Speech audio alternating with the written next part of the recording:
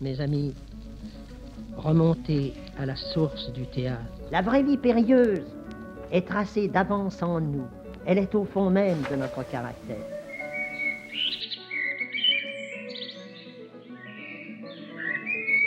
Charles Dullin, né le 8 mai 1885 en Savoie, il meurt le 11 novembre 1949 à Paris. Dernier né d'une famille de 17 enfants, il fut choyé et grandit avec 3 de ses frères et sœurs au riche domaine du Châtelard. Dès l'âge de 6 ans, il est initié aux belles-lettres par son oncle Joseph. Après des études dans un pensionnat catholique de Savoie, de 15 ans à 20 ans, il vit à Lyon de petits métiers. Il se lie à des cercles de poètes anarchistes et décidant de consacrer sa vie au théâtre, part à Paris en 1905. Il y mène une vie de bohème et de misère, dit des poèmes dans les cabarets à la mode, part à la rencontre des grands artistes et intellectuels, et dès lors dédie toute sa vie à l'art dramatique. Si on se contente de cela, on devient un homme arrivé et on prend ce visage. Devenu metteur en scène, acteur de théâtre et de cinéma, entouré de jeunes acteurs, il crée en 1921 l'École nouvelle du comédien, l'Atelier, compagnie d'un art théâtral basé sur le texte, laboratoire d'essais dramatiques et école artistique. Nous l'appellerons l'Atelier. En 1927, afin de favoriser la création de l'artisanat théâtral, il fonde avec Louis Jouvet, Gaston Batty et Georges Pitoef le Cartel des Quatre. En 1937, il remet le rapport sur la nécessité d'une politique de décentralisation théâtrale, commandé par le ministre Jean Zay. Le 11 février 1950, au Théâtre de l'Atelier, Madeleine Renaud prononce un hommage à Charles Dullin, écrit par Jean-Paul Sartre. Écoutons-la.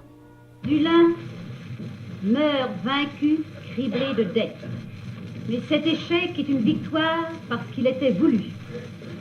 Ceux qui ont cru dans la presse lui rendre hommage en le traitant de bon travailleur l'ont calomnié. Sans nul doute, c'était un bon artisan, peut-être le meilleur. Mais d'abord, derrière ses apparences de modestie et même d'humilité, un aventurier et un poète. Rien ne le tentait que l'impossible. Sans argent, sans secours, il monte 5 ou 6 pièces par an à l'atelier. Il fait tenir les armées de Richard III, la foule de Jules César sur cette scène étroite. Il impose tour à tour aux Français la subtilité sicilienne de Pirandello, la noblesse morose et passionnée de Calderon. Les critiques, avec une admirable sûreté de goût, se sont acharnés sur ses plus belles réussites et les ont enterrées. Il l'a prévu chaque fois. Quand il a monté Le Médecin de son honneur, que je considère comme son chef-d'œuvre, il savait qu'il allait déchaîner la presse entière. Il n'a pourtant pas hésité. On ne l'a jamais félicité, sauf lorsque l'urgence de ses dettes l'obligeait à bâcler hâtivement la mise en scène d'une pièce médiocre. On ne l'encourageait qu'à la facilité. Il ne s'est jamais laissé tenter. Dès qu'il avait obtenu l'argent nécessaire, il revenait à ce qu'il aimait. Il paraissait malin, défiant, économe. Il était prodigue, naïf, téméraire. Il manquait admirablement de prudence. D'autres, par la combinaison habile du neuf et de l'ancien, ont su plaire. Dullin ne cherchait pas à plaire. Il aurait pu intimider en affichant des théories sur le théâtre. Il ne daignait pas avoir de théorie.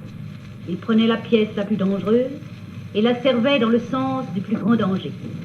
C'est ce qui donnait à ces spectacles une qualité particulière, qui souvent ne venait ni des acteurs ni de la pièce, mais de lui seul, la poésie.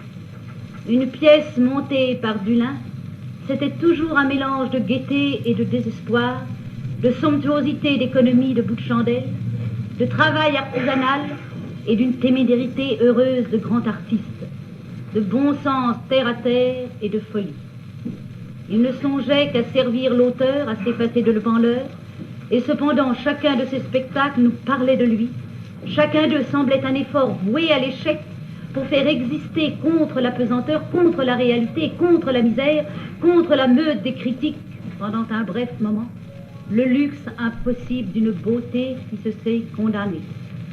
Avec lui disparaît notre seul metteur en scène lyrique.